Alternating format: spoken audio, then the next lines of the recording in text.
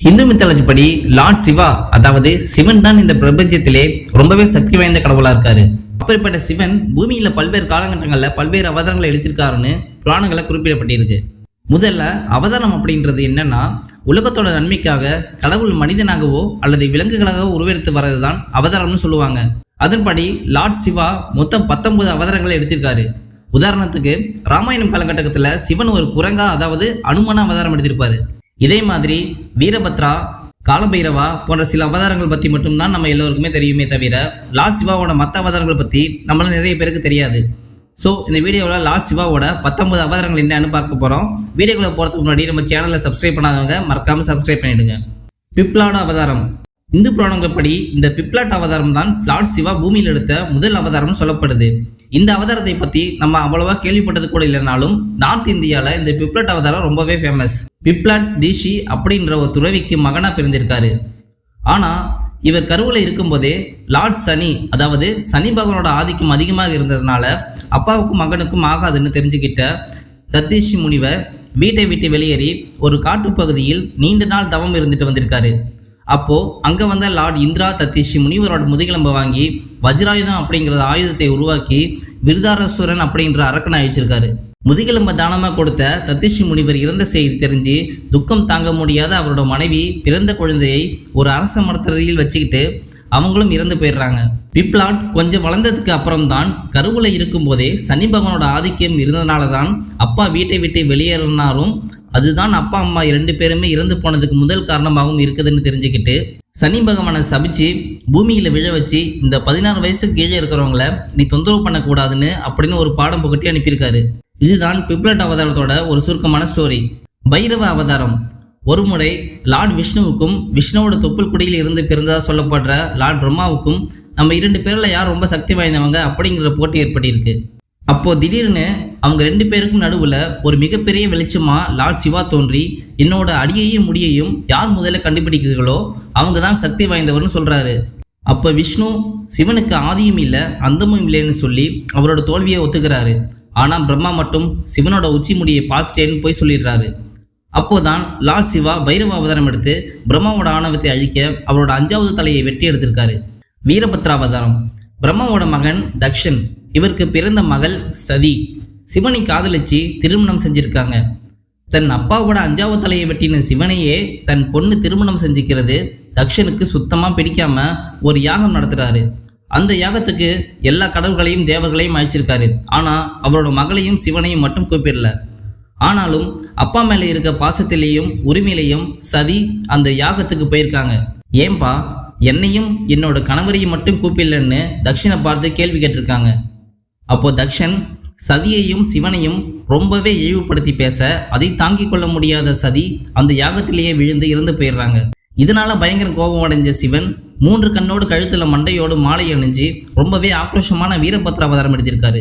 இந்த வீரபத்ர அவதாரம் தான் சிவனோட ரொம்பவே உக்கிரமான அவதாரம். வீரபத்ரா மாறின சிவன் தட்சனோட ஆணவத்தை அழிக்க அவனோட தலையை வெட்டி ஒரு ஆட்டோட தலையை அவனுக்கு பொருத்திருப்பாரு.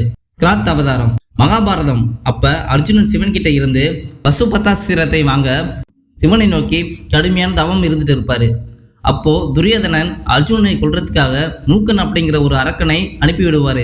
அந்த அரக்கன் ஒரு காட்டு பன்றிய மாதிரி அர்ஜுனனை கொல்ல போகும்போது தான் அர்ஜுனனை காப்பாற்ற சிவன் கிராத் அப்படிங்கிற ஒரு அவதாரம் அதாவது வேட்டைக்கார அவதாரம் எடுத்திருப்பாரு. கிராத் அவதாரம் எடுத்த சிவன் காட்டுப்பன்றி மாதிரி இருந்த மூக்கனை வீழ்த்திட்ட பிறகு அந்த சக்தி வாய்ந்த பசுபத்த அஸ்திரத்தை அர்ஜுனன் கிட்ட கொடுத்திருப்பாரு. சரப அவதாரம். இந்த சரப அவதாரத்துல சிவன் பாதி சிங்கமும் பாதி பறவையும் கலந்த ஒரு உருவ அமைப்பில் இருப்பாரு. லார்ட் விஷ்ணு நரசிம்ம அவதாரத்தில் பயங்கர ஆக்ரோஷமா கோபத்தோடு இருக்கும் போதே நரசிம்மரோட கோபத்தை தணிக்கிறதுக்காக தான் சிவன் பாதி சிங்கமும் பாதி பறவையாகவும் இருக்கக்கூடிய சரப அவதாரம் எடுத்திருப்பாரு. துர்வாச அவதாரம். ஒரு முறை பார்வதி சிவனோட கோபத்தை பார்த்து இனிமே இவர் கூட வாழ முடியாதுன்னு முடிவு பண்ணி சிவனை விட்டு பிரிஞ்சு போக நினைப்பாங்க. அப்போ பார்வதி தன்னை விட்டு போயிடக்கூடாது அப்படிங்கிறதுக்காக சிவன் தன்னோட முழு கோபத்தையும் பூமியில இருக்கிற ஹனுஷயா அப்படிங்கிற ஒரு பெண்ணோட கருவில் செலுத்தியிருப்பாரு. அந்த கருவிலிருந்து பிறந்த குழந்தை தான் துர்வாசகர். இந்த துர்வாசக முனிவர் வரம் கொடுக்கறதுலையும் சிவனோட கோபத்திலேயே பிறந்ததுனால முன்கோபப்பட்டு மற்றவங்களுக்கு சாபம் கொடுக்கறதுலையும் பேர் போனவங்க சொல்றாங்க. அஸ்வஸ்தம அவதாரம். மகாபாரதம்ல வர துரோணாச்சாரியரோட மகன் அஸ்வத்தமனும் சிவனோட ஒரு அவதாரம் தாங்க. தேவர்களும் அசுரர்களும் பார்க்கடலில் கடைஞ்சப்ப அமிர்தம் கூடவே கொடிய விஷமும் வெளியே வந்திருக்கு. அந்த விஷம் பார்க்கடலை கலந்துடக்கூடாதுன்னு சிவன் அதை குடிச்சிருப்பாரு. இப்ப சிவன் உடல்ல இருந்து வெளியே வந்த விஷ்ணு புருஷுக்கும் வரம் கிடைச்சி துரோணாச்சாரியாருக்கு மகனா அஸ்தவத்தமனா பிறந்து சத்தியர்களை அழிச்சிருக்காரு. ரிஷப அவதாரம். பார்க்கடலை கடைஞ்சி அமிர்தம் எடுத்ததுக்கு அப்புறம் பாதாள லோகத்துக்கு போன லார்ட் விஷ்ணு அங்க ஒரு பெண்ணோட அழகுல மயங்கி அங்கேயே சில காலம் வாழ்ந்து வந்திருக்காரு. அப்போ இவங்களுக்கு நிறைய குழந்தைகள் பிறந்திருக்காங்க. அந்த குழந்தைகள் எல்லாருமே அசுரர்களா பிறந்திருக்காங்க. அந்த அசுர குழந்தைகள் தேவர்கள் கடவுள்னு எல்லாருக்குமே தொல்லை கொடுத்தாங்க. அப்போதான் சிவன் ஒரு காளை மாட்டோட உருவத்தில் ரிஷப அவதாரம் எடுத்து அந்த எல்லா அசுர குழந்தைகளையும் அழிச்சிருப்பாரு. ஹனுமன் அவதாரம். ஹனுமனும் சிவனோட ஒரு அவதாரம் தான் நிறைய பேருக்கு தெரியாமலே இருக்கு. ராமாயணம் காலகட்டத்தில் லார்ட் விஷ்ணு ராம அவதாரம் எடுத்திருப்பாரு. ராம அவதாரம் எடுத்திருந்தப்ப ராமருக்கு உதவியாக இருக்க லார்ட் சிவா தான் ஹனுமன் அவதாரம் எடுத்திருப்பாரு. ஹனுமன் சிவனோட அவதாரமா இருக்கிறதுனால ரொம்பவே ஸ்ட்ராங்கான பவர்ஃபுல்லான காடா இருந்திருக்காரு. ஹனுமனோட ஸ்ட்ரென்த்தை பற்றியும் அவரோட பவர்ஸ் பற்றியும் நான் சொல்லி தான் உங்களுக்கு தெரியணும் இல்லை. இவர் நினைச்சா ஒரு மலையை ஒரு கையில் தூக்கிட்டு போயிடுவார். இவரால் எவ்வளவு பெருசாலும் வளரவும் முடியும். நந்தி அவதாரம். சிவனோட வாகனமாக இருக்க நந்தியும் சிவனோட ஒரு அவதாரம் தாங்க. நந்தி பிறக்கும்போது ஒரு சாதாரணமான மனித குழந்தைய தான் பிறந்திருக்காரு. இவருக்கு 7 வயசு இருக்கும்போது 8வது வயசுல இறந்து போயிடுவார்னு தேவர்கள் சொல்லி தெரிய வருது. அதுக்கப்புறம் நந்தி நீருக்கடியில் மூழ்கி கடுமையான தவம் இருந்து சிவன்கிட்ட ஒரு வரம் கேட்கிறாரு. இந்த பூமியில ஒரு சாதாரண மனிதனா பிறந்து இறந்து போற வாழ்க்கை எனக்கு வேண்டாம். நான் எப்பவும் உங்களோட சேவகனா உங்க கூடவே இருக்க மாதிரி எனக்கு ஒரு வரம் கொடுங்கன்னு கேட்டிருக்காரு. அதுக்கு சிவன் நீ என்னோட வாகனமா இருக்கியான்னு கேட்க நந்தியும் சந்தோஷத்தோடு சரின்னு சொல்லியிருக்காரு. அதுக்கப்புறம் தான் சிவன் நந்தியோட கழுத்துல ஒரு மாலை போட்டு சிவனை தாங்கக்கூடிய அளவுக்கு சக்தியையும் பலத்தையும் கொடுத்து காலை தலையும் மனித உடலும் கொண்ட நந்தியா மாத்தி அவர் கூட வேழிச்சிட்டு போயிருக்காரு. கிருஷ்ண தர்ஷ அவதாரம். ஒரு மனுஷனோட வாழ்க்கையில வேதங்களும் சடங்குகளும் எவ்வளவு முக்கியம் அப்படிங்கிறத உணர்த்த சிவன் இந்த கிருஷ்ண தர்ஷ அவதாரம் எடுத்திருப்பாரு. விஸ்வரி அவதாரம். எல்லா விதமான ஆபத்துகளில் இருந்து மனிதனை காப்பாற்றுவதற்காக சிவன் இந்த விக்வரி அவதாரம் எடுத்திருப்பாரு. யாதிநாத் அவதாரம். பழங்குடி இனத்தை சேர்ந்த சிவபக்தர்களான ஒரு தம்பதியை சோதிச்சு பார்க்க சிவன் இந்த யாதிநாத் அவதாரம் எடுத்திருப்பாரு. ஒரு சின்ன குடிசையில தங்கி இருந்த கணவன் மனைவி வீட்டுக்குள்ள விருந்தாளியா வந்து யாதிநாத்தை உள்ள தங்க அனுமதிச்சுட்டு கடுமையான குளிர்லையும் வெளியில தங்கியிருக்காங்க. அப்போ ஒரு காட்டு விலங்கால கணவன் இறந்து போக மனைவியும் சாக நினைப்பாங்க. அதுக்கப்புறம் சிவன் தன்னோட உண்மையான ரூபத்தை வெளிக்காமிச்சு அடுத்த ஜென்மத்துல இவங்களை ஒரு அரச குடும்பத்தில பிறக்க வச்சு மறுபடியும் கணவன் மனைவியை ஒன்று சேர்த்து வச்சிருப்பாரு. சுரேஸ்வர் அவதாரம். தன்னோட பக்தர்களை சோதிச்சு பார்க்க நினைச்ச சிவன் ஒரு முறை இந்திரனா அவதாரம் எடுத்திருப்பாரு. அந்த அவதாரத்தோட பேர் தான் சுரேஸ்வர். பிரம்மச்சாரி அவதாரம். பார்வதி சிவனோட கடுமையான தவம் இருந்தப்ப சிவன் எப்படி மனிதர்களை சோதிச்சு பார்ப்பாரோ அதே மாதிரி பார்வதியும் சோதிச்சு பார்க்க பிரம்மச்சாரி அவதாரம் எடுத்திருக்காரு. சுந்தர்க்க அவதாரம்.